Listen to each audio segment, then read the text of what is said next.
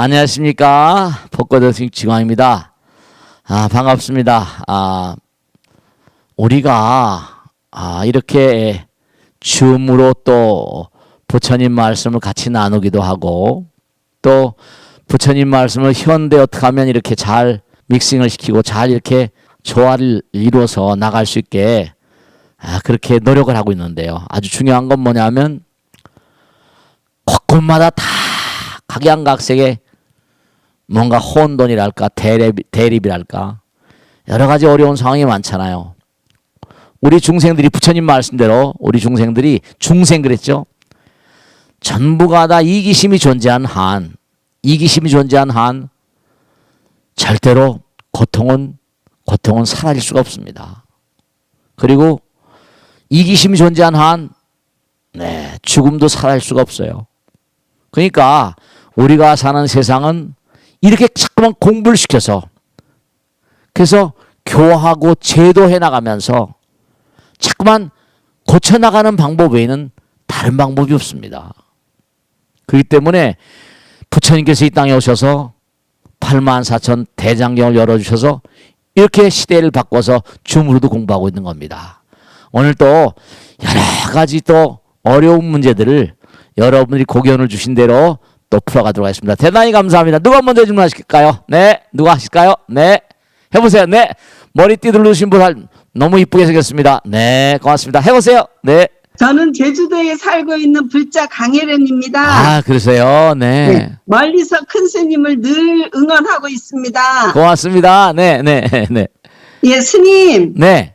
우리는 흔히 두뇌가 우리 몸을 통제한다고 생각하는데요. 네. 마음을 어떻게 먹느냐에 따라서 우리의 행동이 달라지지 않습니까? 네, 그렇죠. 그런 거 보면 두뇌가 우리를 통제하는 것이 아니라 마음을 통제하는 것 같습니다. 네. 선생님께서 어떠한 생각을 가지고 계시는지요? 네. 우리가 두뇌라고 하는 거는 정말로 요즘에 두뇌공학자들이 많지만 두뇌를 연구한 학자들이 굉장히 많습니다. 어쨌든 두뇌가 우리 몸을 여러 가지로 뭔가 통제하는 그런 측면이 있으니까 그렇죠. 근데 사실은 마음이 주인공입니다. 우리가 언젠가는 수명이 다 하잖아요. 그러면 두뇌는 이제 언젠가 쓰러지잖아요. 그죠? 근데 문제가 되는 게 우리가 흔히 꿈속에서 돌아가신 어머니 아버지를 만나시잖아요. 그죠? 그럼 뭐냐면 돌아가시고 떠나가시고 죽었다 하더라도 그들이 기억력, 그들이 저 세상에 가도 뭔가 가져가는 게 있는 거예요. 돌아가신 엄마 아버지가, 돌아가신 할머니 할아버지가 꿈속에 나타나시는 걸 보면 죽어도 그들은 뭔가 가져가는 게 있다. 그러니까 뭔가 아니 중요한 게 머리는 썩어버리잖아요. 육신은 썩어버립니다. 두뇌 안에 있는 모든 신피진이 구피진이 이런 모든 게 썩어버립니다. 네, 그렇습니다. 그러니까 두뇌를 통제하는 것도 바로 뭐라? 마음의 세계라고 하시는 그 말씀은 참 좋으신 말씀, 바른 말씀이세요. 몸의 세포들 뿐만 아니라 두뇌뿐만 아니라 오장육부를 총괄하는 총사령관 주인공이 바로 마음입니다. 로봇 같은 건 지난 시간에도 말씀했지만 로봇 같은 건 뭐라? 주인이 조절해야 돼요.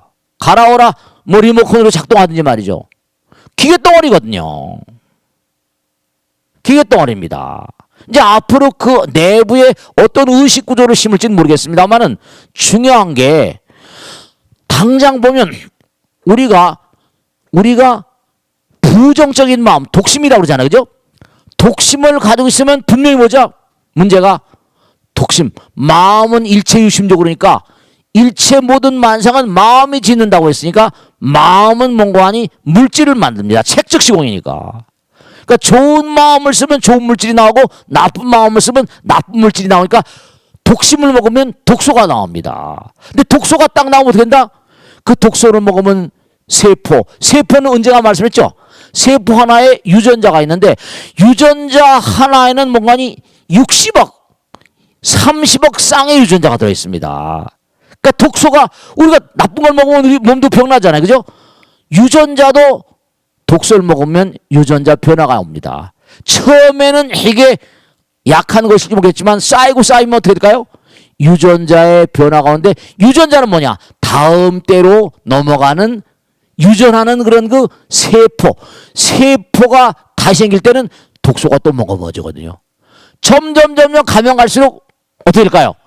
그러면 독소를 먹으면 유전자가 재생되고 이렇게 되면 뭘까요? 그런 걸 암이라고 그럽니다. 또 하나, 독소를 먹으면 그런 유전자, 독소를 먹으면 세포가 있다. 그거 될까요? 이게 불화변이 3개가 들어가면 염증입니다. 염증이 와요. 이 염증이 뭐냐? 염증이 암을 초래하는 그러한 그 역할을 한다는 것도 나와 있고요. 그렇기 때문에 마음이라는 것이 아까 서두에 말씀이죠. 우리 죽으면 골은 썩어요. 해골 썩는 거 많이 보셨죠? 해골 눈 다 썩어버리고. 그러니까 우리가 마음을 잘 써야 됩니다. 그래서 기도하고 수행하고 부처님 말씀 공부하고 주물 공부하는 거예요. 이 마음을 정말로 대뇌 심피질이 구피질이 전부 다 하는 게 대뇌 피질의 40% 이상은 감각적인 세계만을 체크한다는 겁니다. 그러니까 모든 것을 전부 다 반응을 하는데 이게 긍정적인 그런 긍정적인 말과 생각과 행동이가 긍정적인 차원이가 부정적인 차원이가 독심인가 선심인가. 이게 독심의 경우는 상당히 심각한 문제가 오게 되고 쌓이고 모이면 이거는 고장이 나는 겁니다. 그 염증이라는 게 뭐라? 염증이라는 게 자꾸만 생겨나게 되면 문자 그대로 염증이란 말은 불입니다. 불화. 그러니까 마음을 잘 다스리는 그런 기도라거나 참선이라거나 부처님 말씀 공부한다거나 이게 너무너무 소중합니다. 마음, 아까 좋으신 질문이세요. 마음이 모든 걸 통제한다는 걸 분명히 하시고 마음 공부가 중요하고 마음 다스리는 게 너무 중요하다는 꼭 말씀입니다. 자, 다음 질문 받겠습니다. 네. 누가 하실까? 네, 스님. 네. 전 세계적으로요. 혐오 범죄가 끊이지 않고 있어요, 스님. 그렇습니다. 네네. 종교가 다르다는 이유로 혹은 피부가 다르다는 이유로 네. 상대방에게 폭력을 행사하는데요. 네. 스님, 왜 이렇게 점점 혐오 범죄가 많아지는 것일까요? 네, 아이고, 좋으신 질문이세요. 요즘에 참 이게 혐오 범죄라는 게 우리나라뿐만 아니라 전 세계적으로 우리나라에서도 제가 들은 적이 있거든요. 우리나라에서도 다문화 가정, 베트남이나 미얀마나 필리핀에서 그렇게 뭔가 우리나라의 결혼 때문에 온 엄마, 대체로 여자분들이 많이 계시죠. 그 사이에서 나온 아이들이 피부가 좀 다르답니다. 그러니까 그냥 학교에서도 여러 가지로 문제를 많이 그렇게 제가 들은 적이 있어요. 근데 우리나라뿐이 아니라 전 세계적인 현상인데요. 이게 참 뭐냐. 예전에는 우리가 어렸을 땐 그래도 할아버지 계시죠. 할머니 계시죠. 부모님들 계시고 대체로 그랬잖아요. 그러면 그때 항상 듣는 게 가정교육. 그러니까 페살로지가 그런 얘기 있거든요. 100,000만 명의 교장 선생님보다 한 명의 아버지 어머니가 더 훌륭한 스승이다 이랬어요. 근데 요즘에 엄마 아버지들이 아이들 가정교육에 대해서 별로 신경 쓸 겨를이 없습니다. 아버지는 아버지들 바쁘고 아이들하고 대화를 나눌 시간이 없어요. 옛날에 할아버지 할머니가 뭐죠? 아이들 많이 돌봤거든요. 근데 이제 전부 다 아파트 거주 환경이다 보니까 대가족 제도도 아니고 그러니까 아이들이 뭔가 가정이란 뭔가 또 할아버지 할머니 우드른데 대한 예절, 이 예절이 참 중요하거든요. 부모님에 대한 예경, 이게 참 안 되는 거예요. 그러니까 교육이 옛날하고는 뭐 지식교육이나 초등학교, 중학교, 고등학교, 대학교 가는 그런 교육들은 아주 많이 이렇게 진보된지 모르겠지만 이른바 말하면 가정교육, 정서교육, 조상님들에 대한 예경, 이런 거는 너무너무 다운이 되고 있습니다. 오히려 그것이 더 중요한 측면이 있는데 그것이 잘 안 되고 있는 거예요. 그러니까 페스탈로치라고 하는 교육의 아버지라는 사람이 오죽하면 100천만 명의 교장 선생님보다 한 명의 아버지 어머니가 더 훌륭한 스승이다. 이렇게 말한 이유가 뭐겠습니까? 가정교육이 중요한 거예요. 가정교육이. 지금 우리가 사는 이 시대가 오타각세라고 말씀드렸죠. 시대도 나쁘고 견해도 탁해지고 중생들 탁해지고 번뇌가 많아지고 수명도 뭐라 질병도 많아지고 이렇게 되는 시대예요. 이럴수록 아이들에게 대한 어떤 그런, 아이들은 어른의 아버지니까요. 투철한 어떤 그런 그 의식을 가지고 자녀들 교육에 많은 그런 그 노력을 해야 되는데, 요즘에 보도지상에 보면 엄마가 아이를, 갓난쟁이를 살해하는 뉴스가 심심치 않게 나옵니다. 이건 우리가 정말 안타까운 게 뭐냐면, 정말 너무너무 괴로워. 거기다가 미국 같은 사회는 뭐라 요즘에 hate Asian people. 이른바 말하면 아시아 사람들 뭐 코로나 바이러스가 중국에서 나왔다 그러나 또 미국하고 중국이 알력 관계, 갈등 관계 있으니까 아시아 사람들 거기다 그냥 한국 사람들도 봉변당하고 있잖아요. 아시아 사람들을 너무너무 그냥 말이죠. 혐오하고 문제가 심각합니다. 폭력을. 그래서 제가 꼭 말씀드렸는데 지난번에 뭐 방탄소년단이 뭐라 Stop Asian Hate. 아시아 사람들을 혐오하는 그런 행위를 중단하라. 그렇게 문고하니 뭔가 캠페인도 했었잖아요. 그러니까 꼭 당부드리겠는데, 우리가 구라파나 미국 같은 데서 아시아 사람들 혐오하는, 또 유럽 같은 데는 이슬람을 혐오합니다. 이슬람을 혐오해서 난리를 지깁니다. 그러니까 이게 전부 다 뭐냐? 우리 인류는 갈 길이 먼 존재들입니다. 그러니까 이렇게 악을 쓰고 우리가 부처님 말씀을 함께 나누고 하는 거예요. 우리 인간들은 아무리 봐도 전 세계 모든 보도나 이런 걸 봐도 이렇게 BBS의 복고 대통령이 중요할 수밖에 없는 겁니다. 정말로 우리가 공부를 하지 않고서는 훌륭한 국민이 될 수 없고, 공부를 하지 않고서는 훌륭한 인류가 될 수가 없고, 공부를 하지 않고서는 죽어도 좋은 데로 갈 수가 없습니다. 그러니까 항상 하늘을 우러면서, 부처님을 우러면서 끊임없이 공부하는 가운데 정말 안타까운 그런 모든 현상들도 끊임없이 우리가 이겨나가는 그런 그런 삶이 돼야 되겠다는 걸 말씀입니다. 자, 다음 질문 받겠습니다. 누가 하실까? 네. 네, 스님 안녕하세요. 안녕하세요. 관악구에 사는 김보호입니다. 네, 고맙습니다. 네.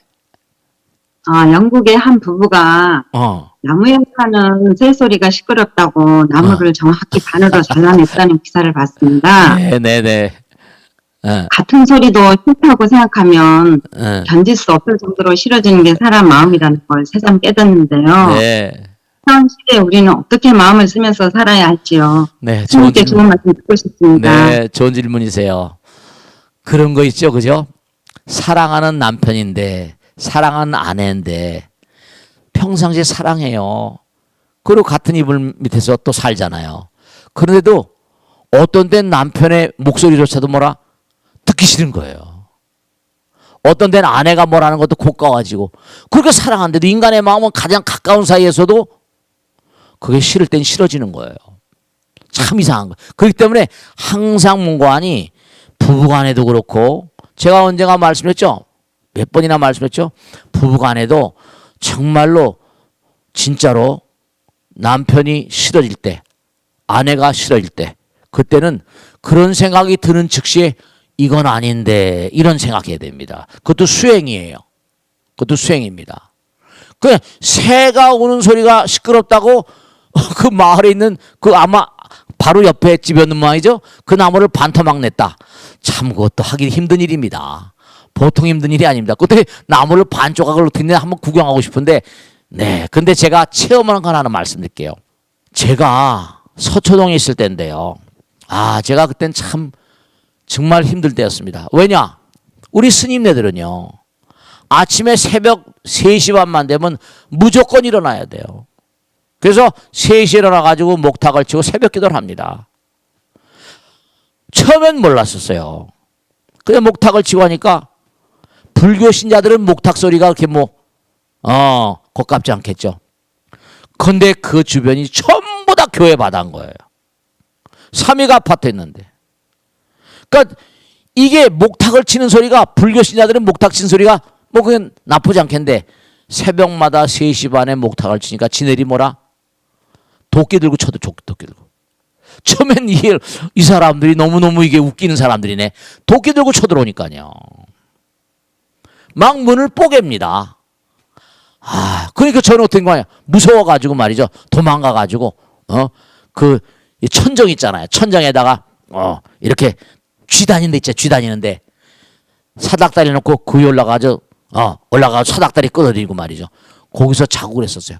막 도끼 문을 뽀개면요, 경찰서에다 파출소에 전화하죠. 그러면 우린 종교 간의 갈등은 관여하고 싶지 않다고 안 와요. 생명의 위협을 느꼈습니다. 이해가 안 가는 건 아니에요. 목탁을 치면 교회 다니는 사람들은 싫어하죠, 당연히. 그것도 새벽기도 안면 방해니까. 근데 이거 어떡합니까? 이러지도 못한 저런 방음장치를 아무리 해도 나가는 거예요. 그러니까 듣기 싫은 건 듣기 싫은 거예요. 이해가 안 돼요. 그 목탁을 살살 쳐도 이해가 안 되는 거예요. 한번 싫다 그러면 사람이 이상하게요. 싫다 그러면 이게 고쳐지기가 굉장히 어려운 거예요. 부처님 말씀 가운데 그렇죠. 철천지 왼수가 과거생에 네 아비 엄이라고 그러셨거든요. 그 원수를 사랑하란 말이 그런 데다 나오는 건데요. 그 쉬운 일이 아니에요. 그렇기 때문에 정말로 상호간에 정말로 싫어지기 전에, 싫어지지 않게 서로 배려하고 그런 게 참 중요한 건데, 이렇게 나무가 무슨 왼수예요. 새들이 많이 와서 한다고, 새똥 산다고 뭐 이런 얘기 아닙니까? 그죠? 이러지도 못한 저런 방음장치를 아무리 해도 나가는 거예요. 나무가 어쩌자고 이거 나를 반쪽을 했냐 이 녀석들아. 그러니까 우리가 세상을 살면서 참 정말로 이 마음이라는 걸 참 다스리기가 너무너무 힘겨운 겁니다. 그러니까 부처님께서 항상 하신 말씀이, 그래서 지혜와 자비란 말씀하신 거예요. 지혜란 말. 지혜는 뭐냐? 그렇죠. 지혜라는 건 부처님 말씀으로 프라주나라는 건 반야신경 강의할 때도 그렇죠. 지혜는 광명입니다. 지혜 광명. 부처님 말씀을 자꾸만 공부하는 이유, 죽으로도 공부하는 이유, 이거 왜냐? 지혜는 빛이거든요. 우리를 좋은 길로 인도하는 거예요. 부처님 말씀을 자꾸만 공부하면, 그래, 내가 이해하지, 참지, 인욕바람일이거든요. 근데 그게 안 돼버리면 어떻게 된다? 네, 부처님께 지혜는 인도하는 빛이라고 그랬어요. 그러니까 우리가 삶을 살아가면서 이렇게 제가 말씀드린 저 같은 중생도 말씀이죠.